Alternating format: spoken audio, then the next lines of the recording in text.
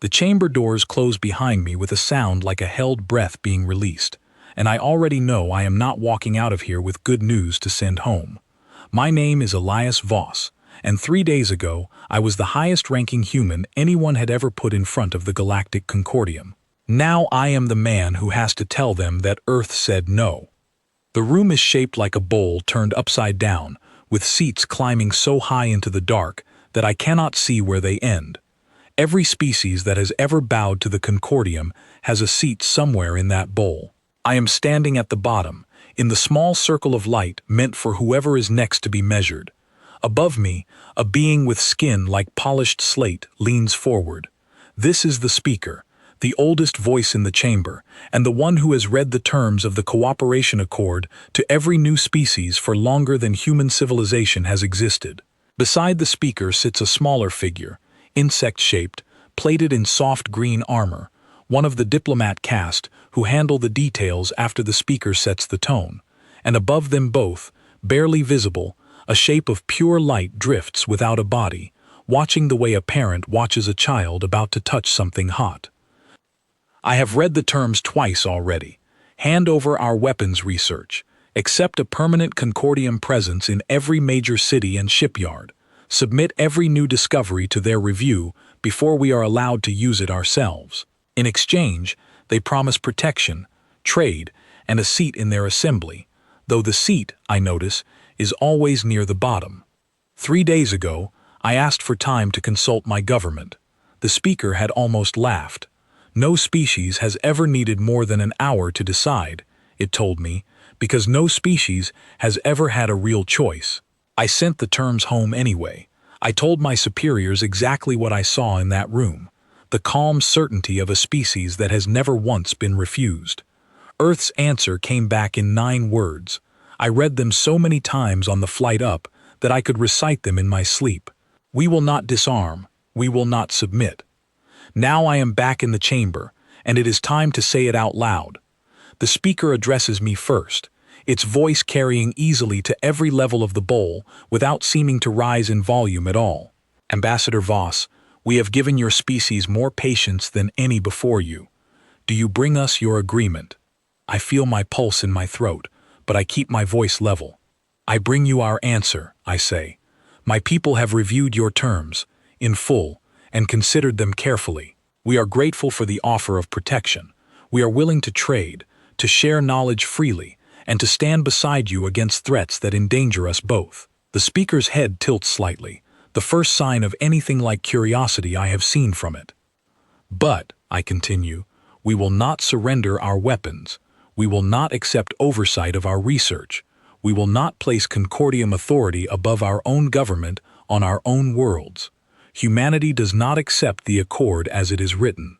For a long moment, nothing happens. No sound moves through the bowl. Then, softly at first, laughter begins near the upper rings, spreading down like water finding cracks in stone. I hear a voice compare us to insects, buzzing before a boot comes down. Another calls it the most entertaining thing said in this chamber in 1,000 years. The diplomat caste figure beside the speaker does not laugh. It studies me instead, antennae twitching in short, precise movements, the way something might study a machine that has started making a sound it was not built to make.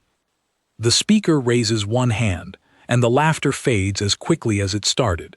It looks down at me with an expression I cannot fully read, something between amusement and the beginning of concern. You understand, it says, what refusal has meant for others. I do, I answer. I know the histories. Every species that hesitated found itself absorbed within a generation, its identity folded quietly into the greater whole, remembered only as a chapter in someone else's records. I know what you are telling me. Then you understand the wisdom of reconsidering, the speaker says. I do not reconsider. Humanity has already made its choice, I tell it.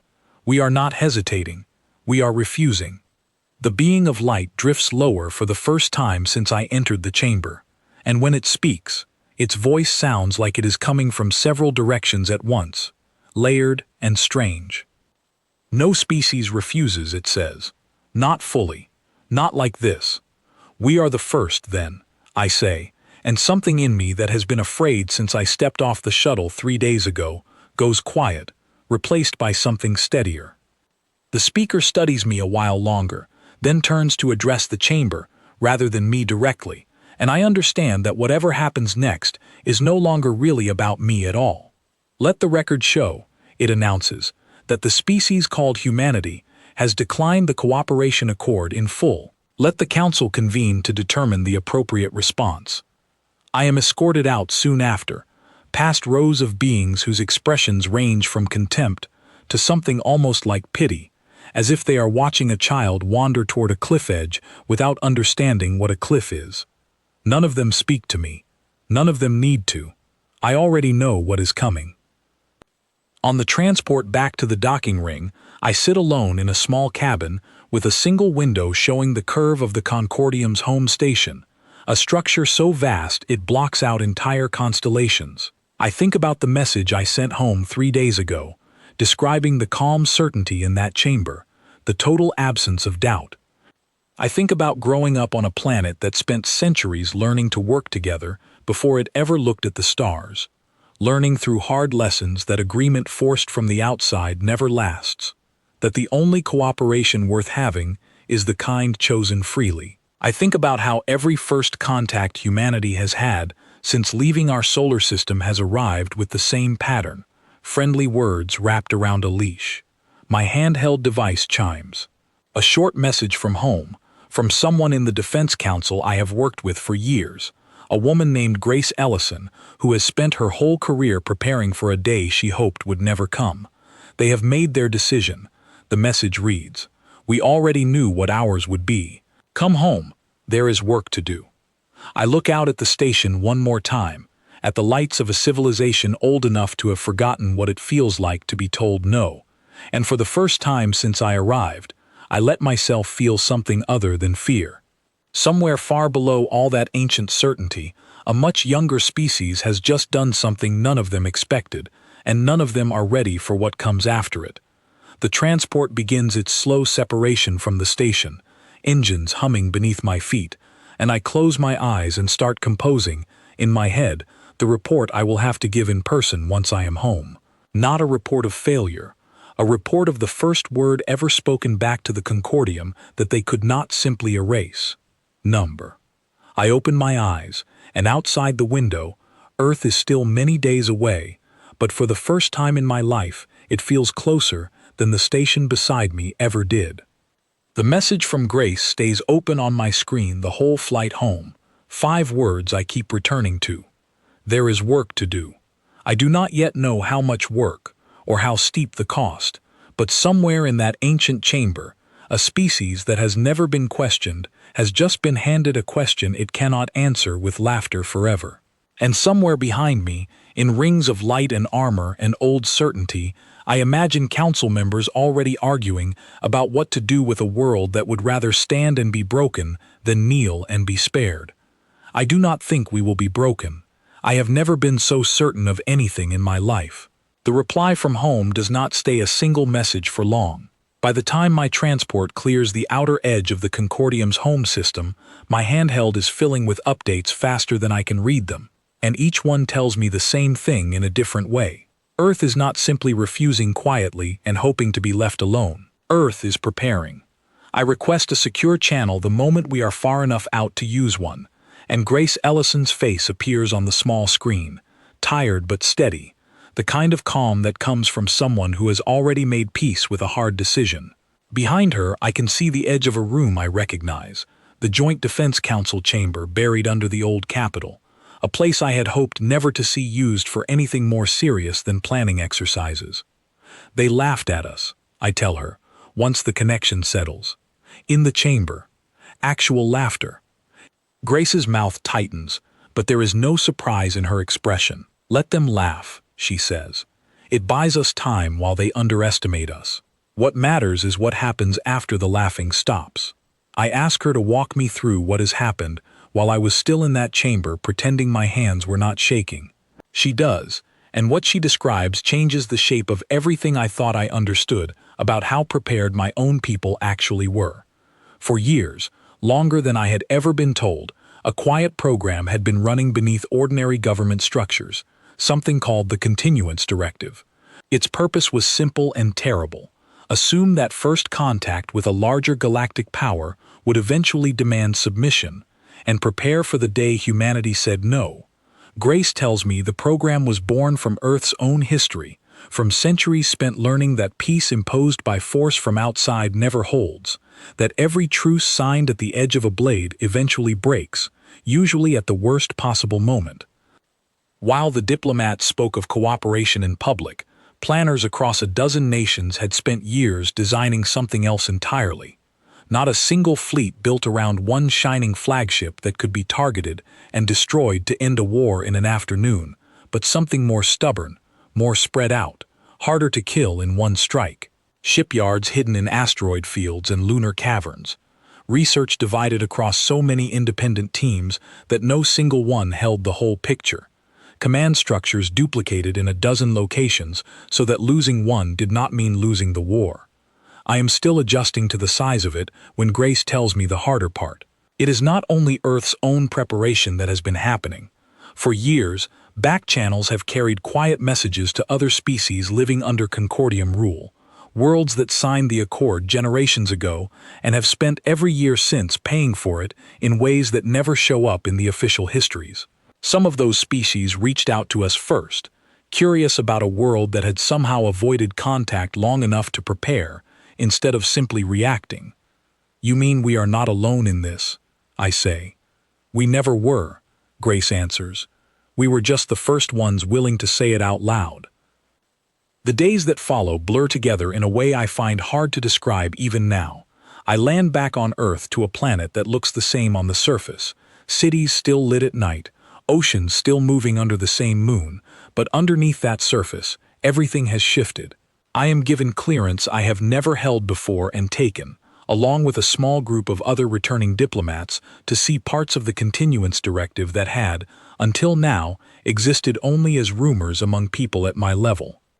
The first stop is a shipyard built into the side of a crater on the far side of the moon, shielded from easy observation by the moon's own bulk.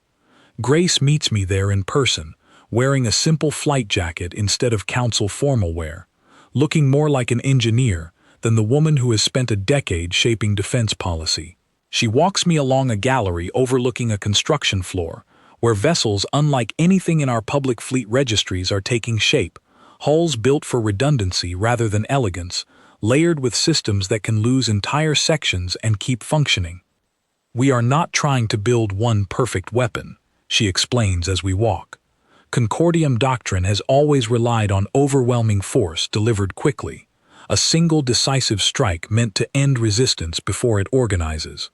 That works against species who centralize everything: one capital, one command structure, one fleet. It has never had to work against a species that spent its own history refusing to put all its power in one place. I ask her the question that has been sitting in my chest since the chamber. Do we actually believe we can win this? Grace stops walking and looks at me directly. "I believe we can survive long enough to make winning expensive for them," she says.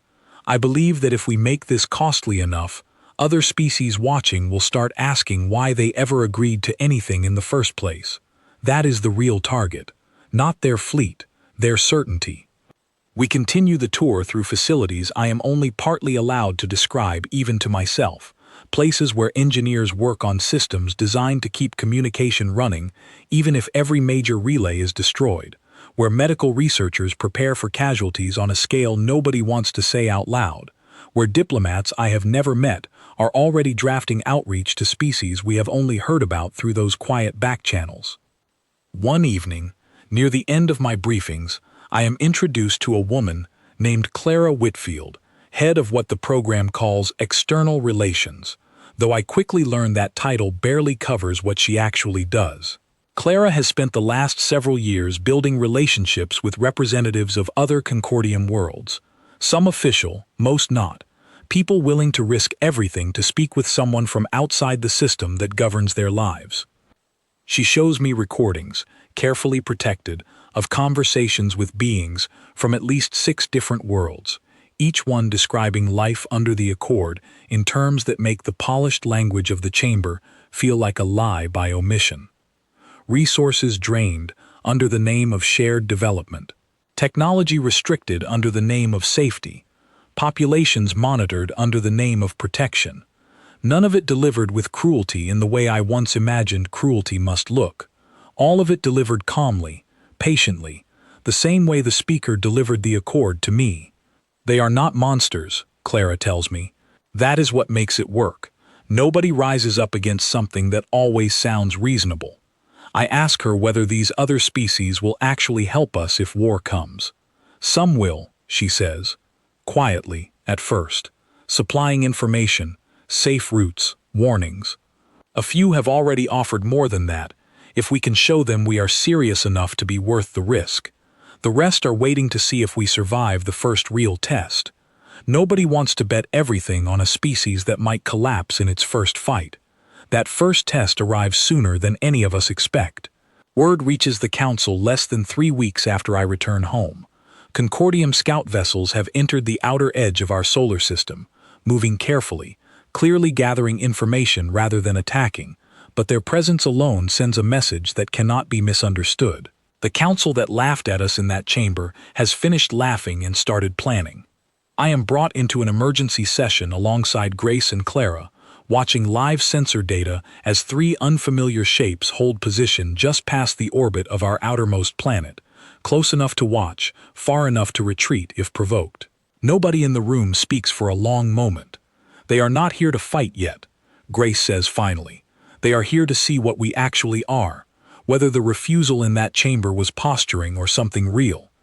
Then we should let them see exactly what it was, says a voice I do not recognize. An older man near the far end of the table. Someone I later learn commands what remains of Earth's older, more traditional fleet structures, the visible ships everyone already knows about. Grace shakes her head immediately. Not yet, she says. If we show them everything now, we lose the only advantage we actually have. They expect us to react like every species before us, loud and disorganized, easy to read. Let them keep believing that a little longer. The council argues for hours, weighing caution against the fear of looking weak, until finally a decision is reached that surprises me with its simplicity. We will not hide, we will not attack, we will send a single unarmed vessel to meet the scouts at the edge of our system, carrying one message, delivered plainly, without threat and without apology. I am asked to be the one to deliver it, since I am the one who spoke the original refusal in that chamber, and it seems fitting, Grace says, that the same voice should finish what it started. 2 days later, I sit in the observation deck of a small transport as it approaches the 3 Concordium scouts, my own reflection faint in the viewport against the black beyond. The channel opens without difficulty, and a face appears, one of the same insect-shaped diplomat caste I remember from the chamber, though I cannot tell if it is the same individual. Ambassador Voss, it says, your presence here is noted. I keep my voice as steady as I can manage. I have been asked to deliver a message on behalf of my government, I say. We understand why you are here. We want you to understand something in return. Our answer in the chamber was not born from ignorance of your history or your strength. It was born from knowledge of our own. We will not fight you for the sake of fighting, but we will not be moved from what we have already said. The figure studies me for a long moment before responding. The council does not accept refusal easily, it says. What comes next may not be within my authority to soften. I understand, I say. We are prepared for that. The channel closes soon after, and the scouts hold position a while longer before turning and departing the way they came, leaving nothing behind but silence and the certainty that whatever conversation just happened has already been reported back to the same chamber where this all began. Back on the transport home, Grace's voice comes through on a private channel, quiet, almost gentle. How did it feel? She asks, standing there and not backing down. I think about the question honestly before answering. It felt like the first time in my life I understood exactly what my own people meant when they built something like the Continuance Directive in secret for years, without ever explaining why, I tell her. It felt like standing on solid ground for the first time since I set foot in that chamber. Good, she says, because that ground is about to be tested in ways neither of us can fully prepare for. I look out at the stars, at the empty space where 3 unfamiliar ships were sitting only hours ago, and I understand, without needing to be told, that whatever quiet waiting period remains before the real conflict begins, it will not last much longer. Somewhere far behind those departing scouts, an ancient council is deciding exactly how it intends to answer a single small species that dared to say the one word it has never had to hear before. The council's answer comes 11 days later, and it does not arrive as a message. It arrives as a fleet. I am standing in the same lunar shipyard where Grace first showed me the ships being built in secret when the alert reaches every terminal at once, a single line of text that empties conversations across the entire facility in seconds. Concordium fleet detected entering outer system. Estimated strength, several hundred vessels. Formation consistent with intervention doctrine, not exploratory posture.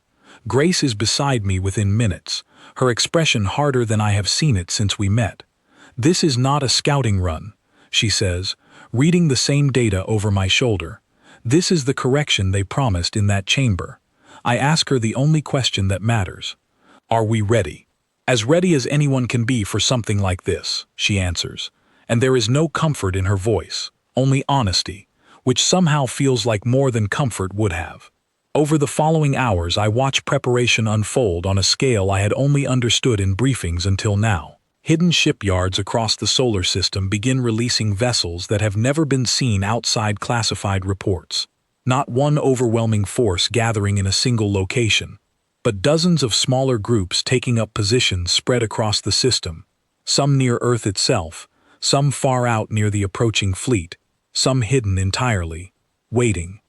Clara Whitfield arrives at the command center not long after the alert, carrying with her something I did not expect, confirmation that at least 2 of the outside species she has spent years building relationships with are prepared to act, not with fleets of their own yet, but with something almost as valuable, real-time information about Concordium fleet doctrine gathered from generations of quiet observation.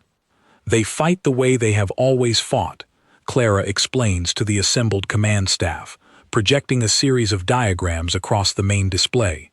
A single overwhelming strike aimed at command and communication, meant to remove leadership and coordination in the opening hours, so that everything after becomes cleanup, rather than war. It has worked on every species that came before us, because every species that came before us kept its leadership in one place. We did not make that mistake, Grace says. No, Clara agrees. We did not. The command structure Earth has built over the years of the Continuance Directive is unlike anything the Concordium has faced. Instead of a single command authority whose loss would cripple the response, decision-making has been distributed across a dozen independent centers, buried on different worlds and moons across the system, each one capable of directing forces if the others fall silent. It is slower in ordinary times, more difficult to coordinate, occasionally frustrating in its redundancy. In this moment, it may be the only thing standing between resistance and collapse. The Concordium fleet closes over the following 2 days, and I spend most of that time in the command center, watching sensor data update in near silence, listening to officers speak in the clipped, careful language of people trying not to let fear creep into their voices. The enemy formation is disciplined, moving with the confidence of a force that has never had to improvise, arranged in a shape clearly meant to converge on Earth itself, the assumption being, I realize, that removing the homeworld's leadership will end the conflict before it truly begins. When the first strike comes, it happens exactly as Clara predicted. A concentrated group breaks away from the main Concordium formation and drives hard toward what their intelligence must believe is Earth's central command, a facility whose location has been allowed to remain visible, half real, half decoy, staffed by a skeleton crew and layered with defenses meant to make the attack costly without making it obviously a trap. The strike hits hard.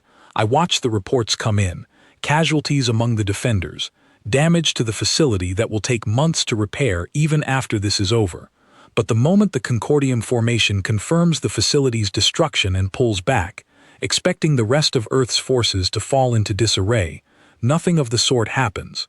Command simply shifts, seamlessly, to a center on the far side of the moon that has been coordinating the response the entire time, feeding orders through channels the enemy fleet has not yet identified.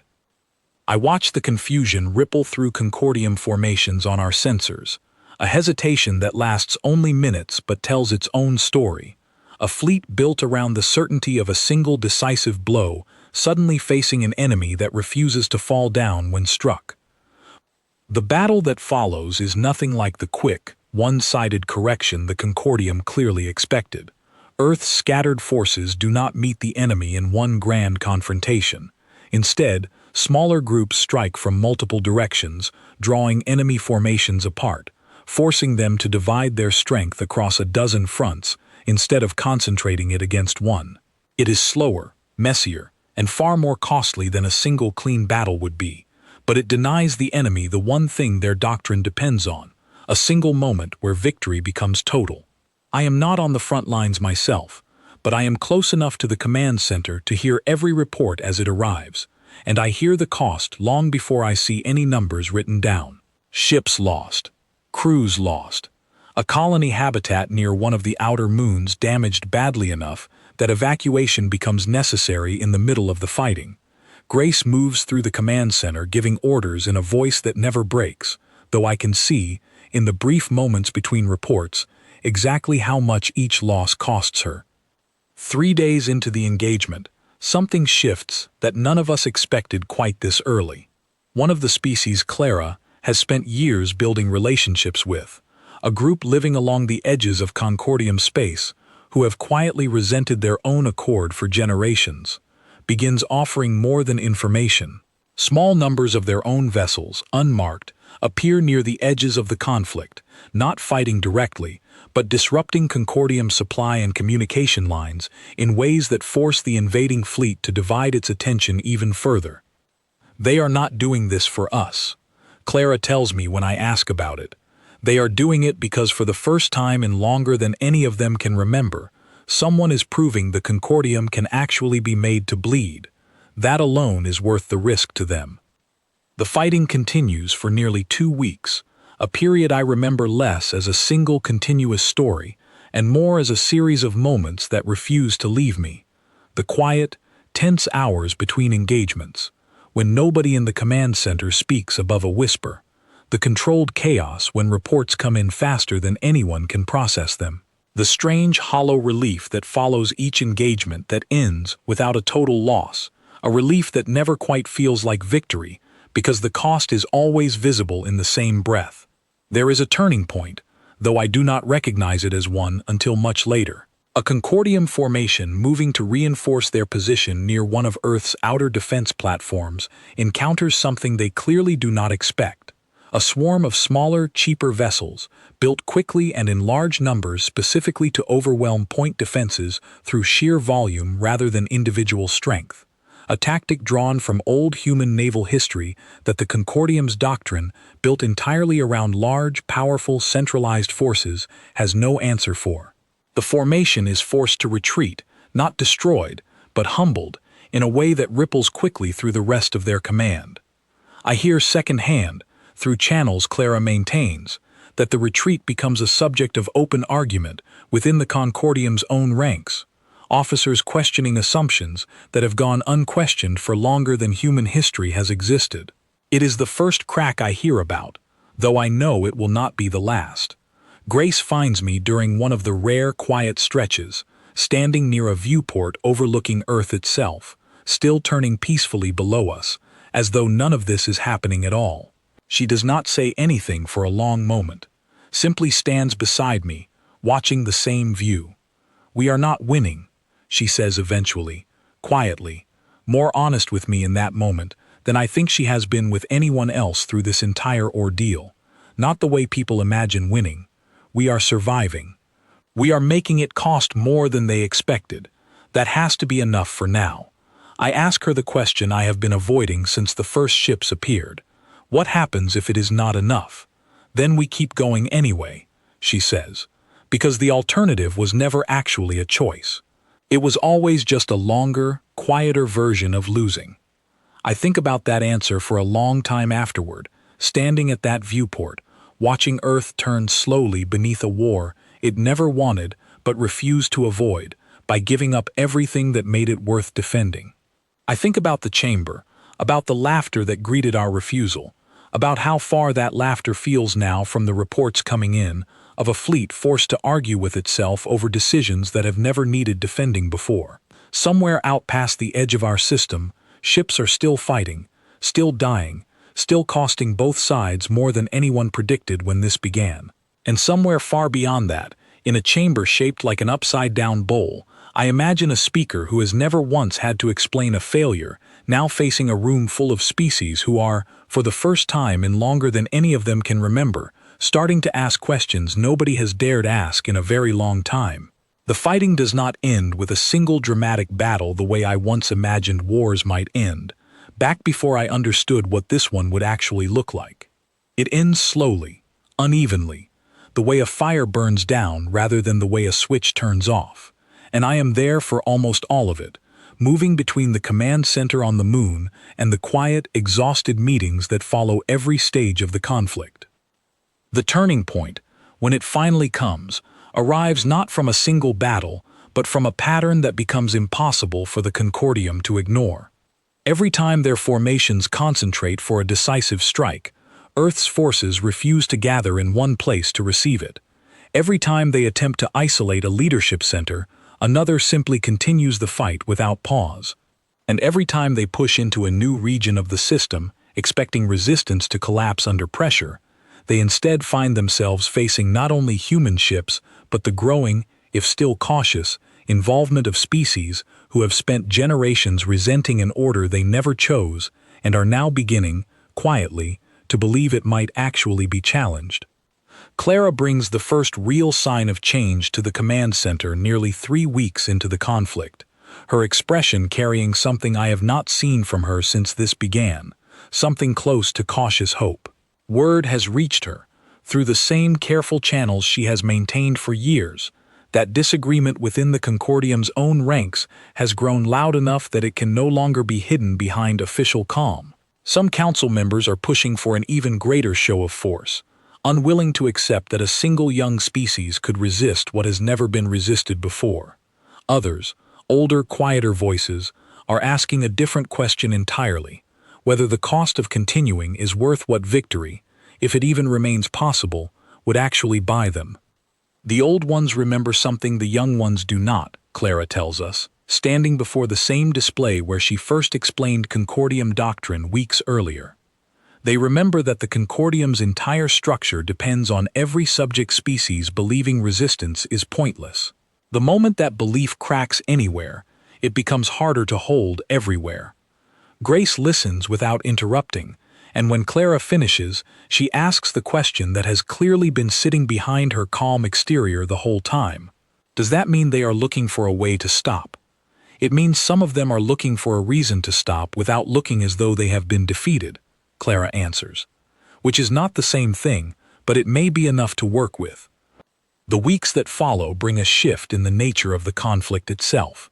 Large-scale engagements become less frequent, replaced by smaller, more cautious movements on both sides, each one testing whether the other is still willing to escalate further. Earth's forces, exhausted but intact, continue reinforcing key positions and quietly expanding contact with sympathetic species along the edges of Concordium space, some of whom now begin offering support more openly, no longer content to remain hidden observers now that the outcome of this conflict no longer seems as certain as it once did. I am asked, during this uneasy period, to return briefly to the chamber where all of this began, not as part of a formal delegation this time, but as an observer, accompanying a small group tasked with testing whether any real conversation is still possible. The request comes through channels I do not fully understand, relayed by Clara's contacts, suggesting that certain members of the Concordium Council, tired of a conflict that has cost them far more than expected, are willing to speak, quietly, away from the formal record. The chamber looks the same as I remember it, the same impossible height, the same rows of seats climbing into darkness, but the atmosphere feels different in a way I struggle to name until I am standing at the bottom of it again. The certainty that once filled every corner of that room is gone, replaced by something more careful, more uncertain, the posture of beings who are no longer sure exactly what they are dealing with. The speaker is present, though its manner has changed since our last meeting, none of the earlier amusement remaining in its posture. Beside it, the diplomat cast figure watches me with the same careful attention as before, though I notice now that its earlier curiosity has deepened into something closer to genuine study. Ambassador Voss, the speaker says, its voice quieter than I remember. You return to us changed. We have both changed, I answer. Your fleet expected an ending we did not provide. We expected a fight we hoped never to have. Neither of us received what we assumed we would. The speaker is silent for a long moment before continuing. The council remains divided, it admits, an honesty I did not expect from a being whose entire role has always been certainty. Some believe continuing this conflict remains the only path that preserves what the Concordium has built over countless generations. Others believe the cost of proving that point may undo more than it protects. I feel the weight of the moment settle over me, understanding that whatever I say next may shape not only the fate of my own species, but the quiet, uncertain hopes of others who have been watching this conflict from the shadows, waiting to see whether resistance is truly possible or simply another story that ends the way every story before it has ended. We did not enter this seeking to destroy what you have built, I say carefully. We entered it, refusing to be absorbed into it. Those are not the same thing, though I understand why it may have looked that way from where you stood. Then what would your people accept? The speaker asks, and for the first time since I met this being, the question sounds like a genuine one, rather than a formality leading toward an answer already decided. I think of Grace, of Clara, of every quiet meeting held deep beneath the surface of a planet, preparing for a war it never wanted, and I answer as honestly as I can. Not submission, I say, not the accord as it was written, but something built between equals, trade without control, alliance without ownership, protection offered rather than protection demanded as the price of obedience. The chamber remains silent for a long time after that, the kind of silence that carries more weight than any words could, and I understand, standing there, that whatever happens next will not be decided quickly, the way every previous negotiation in this room has apparently been decided. It will be argued, tested, resisted by some, and welcomed by others, in exactly the way my own people argued and tested and eventually agreed on the path that led here. The negotiations that follow stretch across many more weeks, slower and more careful than the swift agreements this chamber has clearly grown used to over its long history. I am present for some of them, informed of others only after the fact, watching as the shape of something new begins to take form. Not a single triumphant treaty signed in a single afternoon, but a series of smaller agreements, tested cautiously by both sides, each one building slightly more trust than the last. Earth does not walk away from this period with everything it might have hoped for at the very beginning. There are losses that cannot be undone, ships and lives that remain part of the cost of refusing rather than part of any victory, and I never once hear Grace or Clara describe what happens as a triumph, only as something survived, something earned through cost rather than granted through mercy. But something does change, in ways that ripple further than any of us fully expected when this began. Word reaches us, slowly at first and then more steadily, of other species along the edges of Concordium space, beginning to ask their own quiet questions, watching a small, young world that refused an accord no one had ever refused before, and somehow did not simply disappear for the attempt. Some of those species begin sending their own careful messages, not declarations of rebellion, nothing so dramatic, but questions, requests for renegotiation, quiet tests of whether the certainty that has governed their lives for generations is truly as unshakable as they were always told. I am present, months later, for a much smaller gathering than the great chamber where all of this began. A quiet room where representatives from Earth sit across from a handful of Concordium officials, including the same speaker who once addressed me with such calm certainty and now speaks with the careful tone of someone negotiating rather than declaring. The treaty they finally sign is not perfect, and it does not pretend to erase everything that came before it, but it is built on terms neither side dictated entirely to the other, a first small step towards something the galaxy has apparently never seen before.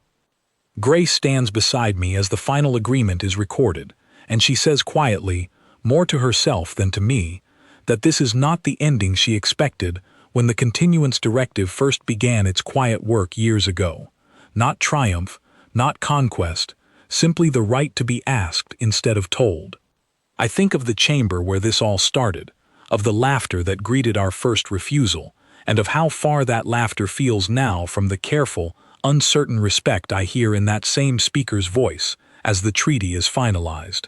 I think of every species still living under the accord we refused, some of them now quietly beginning to wonder, for the first time in longer than they can remember, whether the calm certainty that has ruled their lives might not be as permanent as they were always told.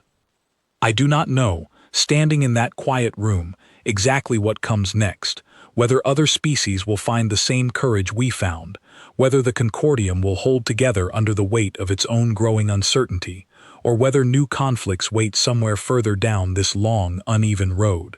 But I know one thing clearly, standing there with Grace and Clara beside me, having carried the very first word of refusal into that ancient chamber months ago, and lived to watch what grew from it.